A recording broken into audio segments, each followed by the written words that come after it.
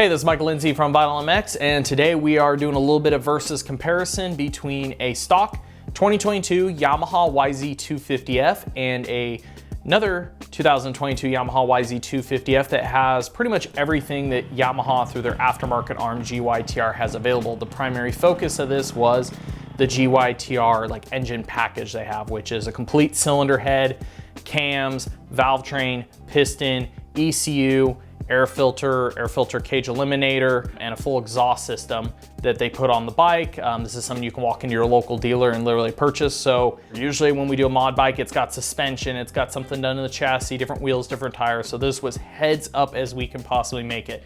Bone stock bike to bone stock bike with engine.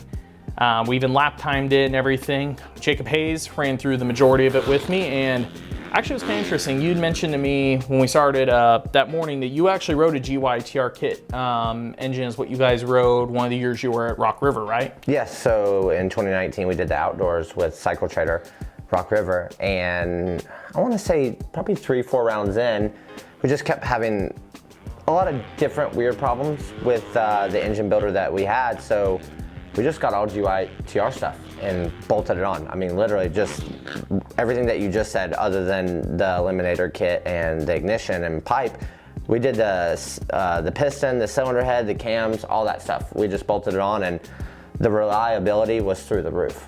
And that's the thing the Yamaha guys mentioned to us is it's not to the exact same stringence that they run this stock bike through, but the US R&D staff, they said they run this through, hour-wise, the durability test they said is within 85 to 90% of what they run a full stock bike through. Basically, one of the endurance tests they'll literally do is take the bike and go, okay, for the next 4 weeks, we're gonna ride it 5 days a week, ride her on it every 30 minutes, and we're just gonna keep changing the oil in it, and that's it.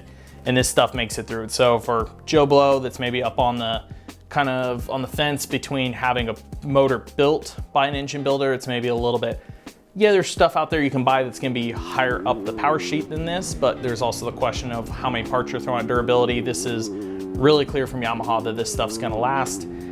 So straight up, I'll start it because I think it's the most interesting fact, and we'll get into the riding, actually how it felt, but we did lap times. At Cahuilla, a little bit of altitude, I was a whopping half a second faster on the GYTR machine.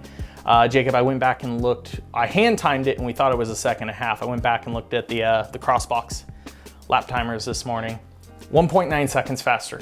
Wow, okay. 1.9. So yeah, we rode at Cahuilla that day. Just a fun, flowy track, right? I guess you would say it was pretty wide open, high speed. There was nothing where it really bogged the power down. So that's why I was really anxious to see where we kind of lied with power, different stock to the full GYTR setup. So we did, I think I did 3 or 4 laps on the stock one, and I'm gonna be honest, I tried to really grease every line, hit the outsides, not really slow the momentum down too much. And then when I got on the GYTR bike, I hit all the same lines. So don't think that it was a completely different, taking the inside here, taking the outside there. So yeah, I was really excited to see the lap time breakdown and see what the difference was between the stock and the GYTR. And what I noticed with the GYTR is multiple different things, not just it had more power, but how friendly user the power was. So if you're a vet rider or just a guy looking for just a little bump, it has exactly just that. And like you said, that reliable feeling. So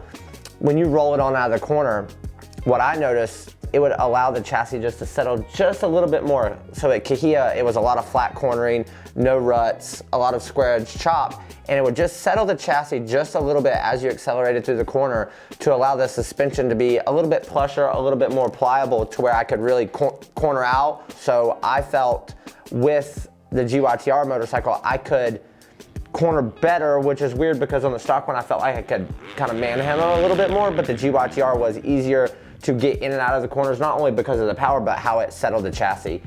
The other thing I noticed is it was definitely more everywhere. For me, the majority of the gain was, the bottom gain to me wasn't as much of the actual output, but more the cleanness of how it runs with the Vortex ECU they deliver you. We're running on U4.4, that's Yamaha's recommendation, and the VPU 4.4 fuel. Again, it felt a little bit cleaner. The stock Yamaha's a little bit raspy, a little bit like snap, like kind of almost a weird harsh snappy off the bottom. It breaks those slides a little bit. This is more of a clean connected roll-on, so I felt like it did drive better. It squatted down the chassis and drove better out. But then I noticed the majority of the gain, and at least when I saw the dyno chart later, it matched what I thought, is it's mostly mid to top, like from about 5,500 on, it really starts to pull away from the stock bike. And the other impressive part for me is the broadness. Again, the Yamaha, nobody's jumping off the Yamaha saying, oh, it doesn't have good bottom. It's the best 250F for character right off the bottom. Again, this motor just cleans it up a little bit more. But the Yamaha does, in my opinion, struggle a little bit up top. It feels like it binds up the chassis. It gets into the rev limiter, is a little bit harsh on it. You don't want to just flog it into the limiter all the time. This bike has a rev limiter bump, but even with that, as it gets closer to it, it feels like it pulls all the way into the limiter, where it doesn't feel like it goes flat later. So it just feels so much broader, like you get so much more out of each gear. Correct. And even on the stock bike, we ran the 1350 sprocket setup. And I rode the GYTR with the 1350, and I really was getting through second gear quick, and not so fast. It was revving through second so quick, and I was in between second and third, having to hit some of my corners in third, which was great. Like if you're a third gear rider and you want to just kind of roll that thing on and have nice, smooth, long power, it could pull you in third, no problem.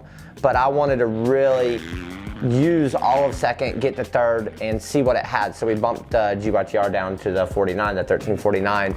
Everything on the stock motorcycle to me felt like I could really use all of second, all of third, but I mean, you were definitely screaming it. But then the GYTR, once you got on that thing, and we set it up with the 1349, everyone at Yamaha helped us get that thing dialed in. I was amazed how well, at the very tip top of third gear, it just kept pulling. Like there was this really, it wasn't a big uphill triple, but a decent uphill triple. And I mean, it was third gear wide open, and I felt like every time right at the lip, I was gonna start running out, and you're gonna kind of get that ba ba ba, like 4-stroke rev limiter, and it just continued to pull. So that's what I felt like was really well with the GYTR motorcycle, is how long the power band and the curve was. So getting into a little bit of the cost, because I sat down and thought about this, like how is it really worth the money? So you can buy the most like biggest part of the kit is the cylinder head, which gets delivered to you as a head with cams pre-installed, all of its own brand new valve train, everything. It's literally, if you have the ability to just, if you're good technically, you can pull off your stock head, put this one on. You don't have to re-shim it or anything. It's shimmed from the manufacturer. That kit's about $2,100, but it's all brand new components, and then you have your leftover stock takeoff. If you want to go all the way to the one we rode, per se, like the ECU, the piston, and the air filter screen kits bring it up to right about $3,000. The Yamaha guys mentioned this to us, actually, is the GYTR head with all the guts in it is cheaper than going out and buying a brand new OEM, all those same parts OEM. So if you have a YZ250F and for some sad reason, you've heard it up top, it's actually cheaper to put this head on. So cool upgrade if you have to do it. So a lot of these guys get these bikes, it's $1,000 for a pipe, it's $1,000 for an ECU, it's this. If you play your cards right, you could come off the dealership, brand new 250, the first $1,000 you would have thrown into it could be this upgrade, which for me, if you play it that way, to me, it's really worth the money. And me riding very competitive bikes over my career, I feel like this was just that. Like, if you want to get this same setup, yes, you're going to spend a little bit of extra money, but if you just want to do, like you said, the cylinder head with all the guts in it, it's going to make a difference, right? If you're racing your everyday weekend local races, you're going to the amateur nationals, heck, you're going to the pro nationals. I told you that day I'd race at a pro national, no problem. You don't have to worry about that thing grenading in 10, 15 hours. That's the biggest thing I'm a fan of, is Yamaha doing their own endurance testing on everything. Is it's just like, hey, you get it, you have a really good feeling on how long it's gonna last. Again, my skill level, half a second worth. So yes, at the end of the day, you can say the motor works worth something. There's also that, how much is it worth the easier ride? It was easier to get over stuff if I were to run into a mistake, because we're just going off hot lap. If you're in a lap where you're making a mistake, it is a little bit easier to ride. Like you said, if you got an amateur kid, dad needs to have a little bit more competitive bike, here's a really good option that we know is gonna live. Privateer that's racing supercross and motocross, again, good option. Practice bike, maybe they have a little bit of a friend that's engine builder and they're going a little hard on the race bike. But even vet guy that die hard, hey, I want the Yamaha 250, but I want something that's closer to power of like the KTM 350, but I'm a Yamaha guy. Again, here's your option. Now, were you surprised the last one, the lap time thing? So again, you're top echelon of riding, so you can get more out of the 250. You're getting near the maximum capability of the stock bike, so power is going to be more helpful for you.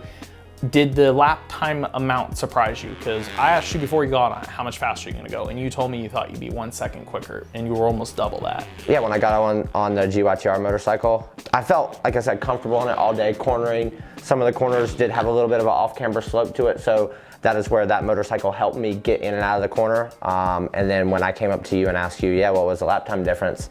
I thought you were gonna be like, oh, you're only like 0.5 faster, like half a second. I'm like, oh man, that would have been devastating. But yeah, almost 2 seconds. That's surprising to me, considering there was nothing different other than the GYTR parts.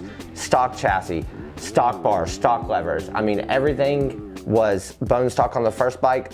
The second bike was, yeah, GYTR levers, but everything was, I mean, I don't even think I moved the bars all day. So to be almost 2 seconds faster, like I said, if you're a local guy or if you're trying to go to amateur nationals, even heck pro nationals, it's a great save and you can get a lot of increase in lap time and power. So one other thing I ran across of this is we did a stock bike versus a stock bike with motor. Another thought crossing my mind is I kind of want to do a stock bike with motor, a stock bike with suspension, and do all three against each other. Anybody watching this, throw that out in the comment section below if you'd like to see that type of shootout. If you want to learn more about all the parts that ran it, or if you're on YouTube, look at the description below. It'll have some of the pricing sheets. If you're on the website, YZMX.com, there'll be a little bit more of a write-up below this. And again, if you're on YouTube, check out our site, YZMX.com. Give us the thumbs up, the like, the subscribe, all the good stuff, and thanks for watching.